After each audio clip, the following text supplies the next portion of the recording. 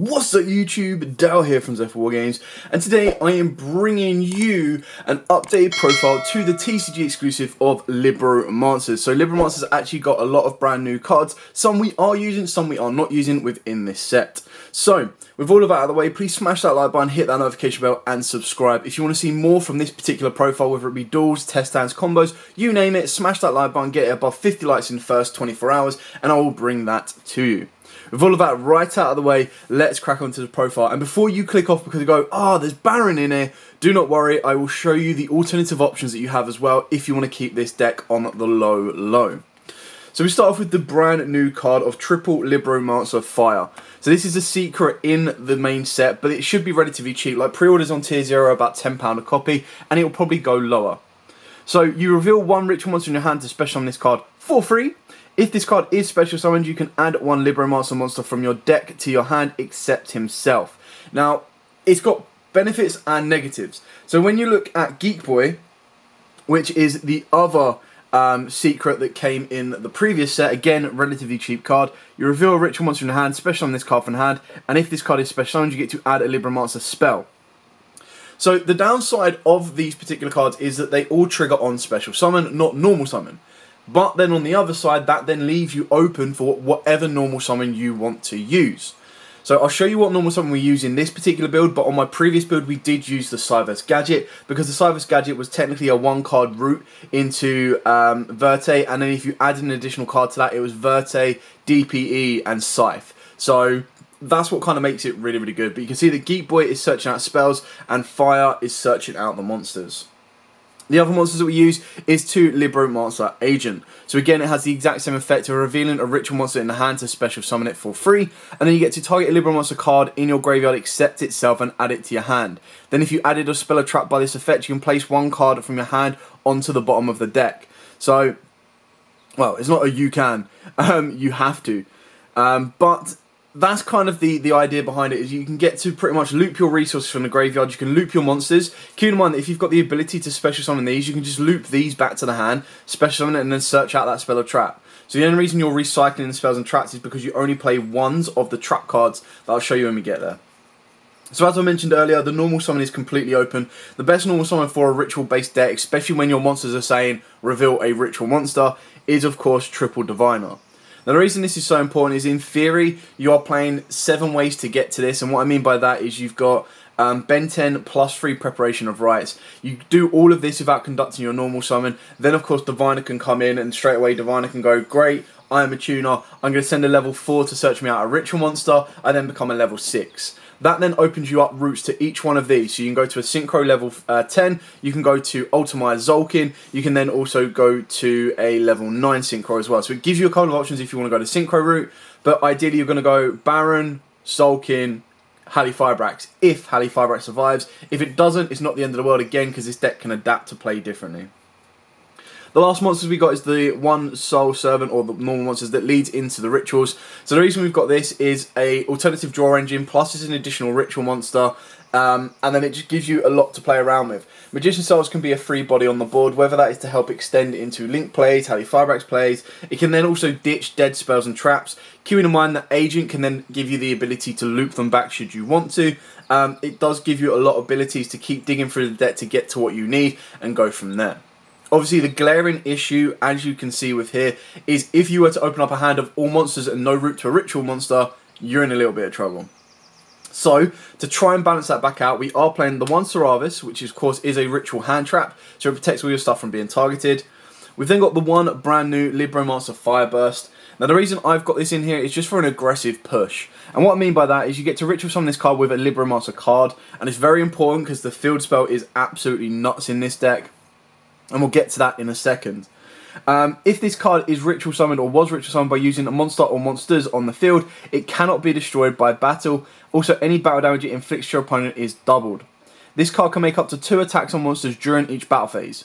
When a monster declares an attack, you can banish a Libromancer ritual monster from your graveyard. This card gains 200 attack. Now, you're only playing one other Libromancer ritual monster, so that boost attack isn't going to be that relevant. But it's more so the double damage and the double attack, and then the protection as well is kind of cool. It's not a necessity, you can cut it should you wish, but ultimately I kind of really like the artwork, and I kind of wanted to have more Libromancer rituals because otherwise I was only playing 2. And the other one, of course, is the Doombroker. So this one's actually a lot better. I think it's really, really cool because, again, it helps you loop your resources. As you can see, in this particular one, each one has their ritual counterpart. So we're not playing the counterpart for Geek Boy, and we're not playing the other one at all, which is the brand new card. Let me just get it here. This one, the Misty Girl. I personally just didn't feel that it was absolutely necessary if you wanted to make this build as competitive as you possibly can. So Doombroker, again, you ritual summon this card with a Libromancer card. If this card is ritual summoned by using a monster or monsters on the field, it can attack directly. You can only use each of the following effects once per turn. During your main phase, you can set a Libromancer trap directly from your deck. When this card inflicts battle damage to your opponent, you can target one face-up monster your opponent controls and shuffle it into the deck. It's a shame that that bit targets, but it does then let you get to your traps, and your traps, without being a counter trap, is technically an Omni Negate, and then we've got one new one that I'll show you as we get there. The last ritual monster, of course, is Ben 10. So again, we've got 4 ways to get to Ben 10. The idea is that as soon as you get to her, if you use her for ritual fodder of any of these, straight away you then get to search out Diviner. Diviner becomes your normal summon, and then your borders ultimately become looped. Because the idea is what you want to do is, for example, if you use Ben 10 as ritual material, it will search you out your Diviner. You're probably going to be using it to go into Doombroker. Doombroker then gets you the trap card. Your Diviner can then get rid of Doombroker. It doesn't need to stay on the field if you're going first. So that then unlocks your ability for synchro plays. But then off of the back of that as well, if you're then able to get to an agent, agent can then loop back Doombroker, and you've got the trap card set as well, and the trap card is going to loop back Doombroker as well. Absolutely mad. So that's it for like the main deck monsters that are not hand traps.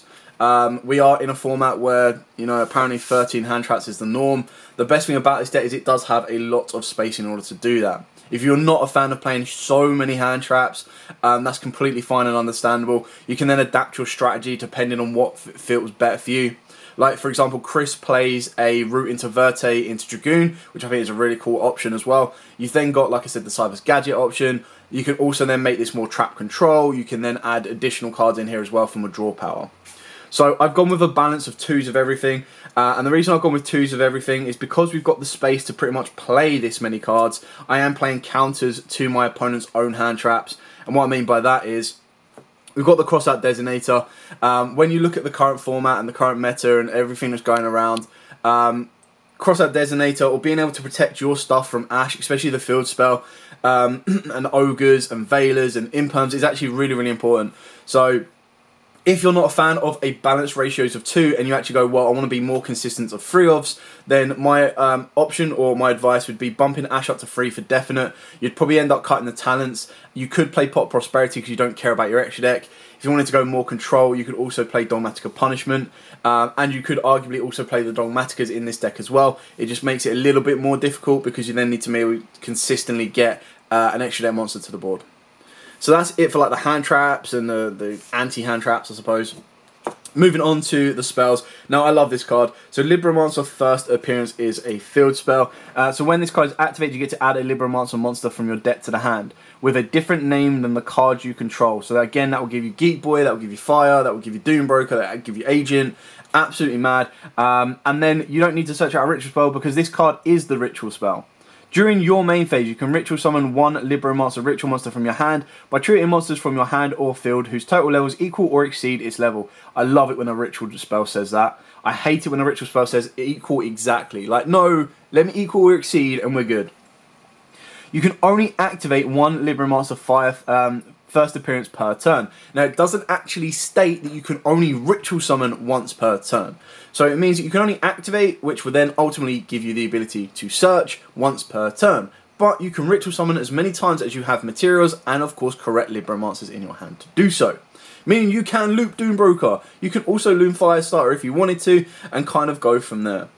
Then, of course, we've got Triple Preparation of Rites. Now, what makes this so good is this searches you out your Ben 10, so it's a 4th copy of Ben 10. It's a 4th copy of Doombroker. It's a 4th copy of Saravas, it's also a 4th copy of Illusion of Chaos, and it's also a 4th copy of Fireburst. So you can see you've got huge amounts of consistency, it's not a once per turn, and you're good to rock and roll.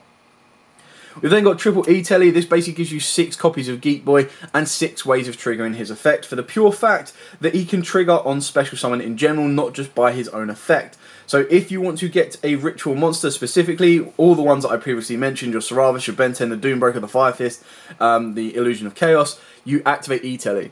That's pretty much where it's going to go.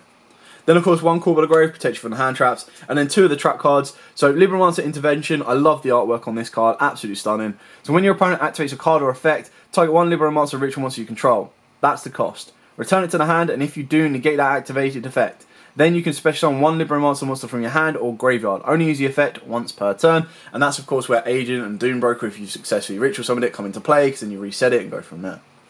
And then the last card we've got is the Libromancer Prevented. So if you control a Libromancer monster in general, you can target 1 face-up monster your opponent controls. This turn, that face-up monster cannot be used as material for a Fusion, Synchro, XYZ, or Link summon. Only use each effect once per turn. Once per turn during the end phase, if you control no Libromancer ritual monster, send this card to the graveyard. Now, obviously, there is a chance that it will be getting sent to the graveyard, but the reason I've put this card in here is I like the idea of if I go first, and my opponent goes Branded Fusion and goes into Lubellion, I can then chain this, target the Lubellion or Albion cannot be used as fusion material. That then makes it just as hard for them to get into Mirror Jade, which can be very, very difficult. Off the back of that as well, if they were to activate Branded in red, I chain this, I target the monster on the board, it then means they can't go into Chimera. So straight away, you're kind of picking away at their little points that can lead them to stronger power plays, all from this one card. The fact that it's a continuous trap as well, as long as you've got a Libromancer monster, and as long as you can keep a Libromancer ritual on the board, you're then able to keep doing this each turn, which is really, really important, because then that's how it can then affect Branded Fusion and Branded in red. It means it can also protect from Branded Exile. Now let me just double check, you can target 1 face up, so you can target, it has to be an opponent's card, which is a little bit sad, because then it means that Branded Exile, or whatever it's now called, can kind of bypass it, the trap card. But still, I really like this card, I thought it was a cool option, so I wanted to kind of include it in the deck. Moving on to the extra deck, now I've gone for more of a synchro heavy version because I want to abuse the Diviner card as much as I possibly can because I think it's such a good card. For those of you that don't have it, it should really be reprinted in the Megatins this year if you can hold out. If you don't have it, like I said, the Cyverse gadget play is your next best option, and it is relatively cheap. And then what you'd be doing with that is all of the synchro plays that I'm about to show you, you'd be tagging out for stuff like the Link Devotee, Verte Anaconda, and stuff like that. So we've got Baron de Flor. Your budget alternative to Baron de Flor, not as good but still as powerful, is the Sword Soul, because it just requires 1 tuner and 1 or more non-tuners. Yes, it's a little bit more difficult because you can't control the banish as much, but with your opponent playing Despias, they banish so much as it is already that you actually then get the ability to kind of start controlling their board, banishing their graveyard. You just need to be careful with Lubellion because, of course, Lubellion will then be able to shuffle those materials back in. For the 9, I've got the 1 Crocosaur. It's rare that you'd make this, but I kind of thought that, you know, if I do get a Diviner, send a Herald, and then able to get Geek Boy on the board because I'm playing free E-Telly anyway, I want to kind of give myself the ability to make a level 9 should I need to. I kind of wanted to go for the Wild Wolf threat, but I kind of felt that this is going to be more difficult to kind of resolve. Because in theory, what you need to do is you need to get, like, I think it's like 5 effects. 5 monster effects need to be activated for this to become 4K and then a shuffle board, which is, I think, is really cool. It's just getting those 5 effects. And considering that by the time you get Diviner, unless you already open it, and the ability to get to your Wild Wolf, you've already used 2 effects. So you then need to be able to make 5 more effects after that, or make your opponent use them that aren't going to be Imperm or Veiler. Then, of course, we've got a Oldemire Zoggin and a Crystal Wing. As you saw, if you successfully ritual summon your Doombreaker, if you successfully special summon your Agent, and then get a a Diviner. Diviner is 99.999% of the time going to send Herald of Art Light, but 100% of the time going to send a level 4, which is going to make it a level 6 tuner. You can then sync those 2 together to go into Zolkin, and then all you need to do is set a spell or trap, which is a little bit easier said than done because you do play an unbalanced kind of layout for that, but you do be able to set out your spells and traps. Set that, trigger that, give you a Crystal Wing. Nice, thank you very much. The last synchro we play is the Rise of Dragon. This is just to come off the back of Halley Fibrax, because then you have that ability. You've got 3s, 6s, 4s to send. You can also send other cards as well, but that then gives you the ability to adapt this to a level 4 tuner that can then synchro summon during your opponent's turn. It can come at a level 3 tuner. It can also become a level 1 tuner as well. So you've got the ability, depending on what you have on your board, to manipulate and then sync into what you need. Onto the Link monsters, of course we've got the one IP Masquerena, which will lead you, well, alongside a Christian Halley Fibrax. These will lead you into your Link Freeze of Nightmare Unicorn or Selene. And the way you get into Selene is you summon out a Fet Veiler off of this guy. And then off of the back of Selene, as long as you've got enough in the enough spells in the graveyard, which or on the field, which you should do, you can go to Access Code for Aggression, and then you can go for Appaloosa for Defense. So you can kind of see where it kind of progressively goes up. You can see the balance between offensive route and defensive route, and then you've got the route of obviously all your synchros. And the best thing about Baron is it will then protect your future plays, and Baron can be made technically off of like a 2-card combo. Because Diviner, Send Herald is your 1 card, gives you your Ritual Monster, and then one route to get to Agent is then a Reveal and Summon, and you go from there. And that, ladies and gentlemen, is it for the profile. I hope this has given a couple of ideas for your own particular build. What I like about Libromancers right now is they're a TCG exclusive that are relatively cheap and easy to pick up, the core cards. And like I've always said, when a TCG exclusive becomes cheap and easy to pick up, I always advise picking them up for the pure fact that all it takes is when the OCG get the TCG exclusive and they go, you know what, we're going to give it a busted card, it then all rockets in price. Plus, it's very rare that these get reprinted at an early stage, so it's definitely something you want to keep your eyes out on.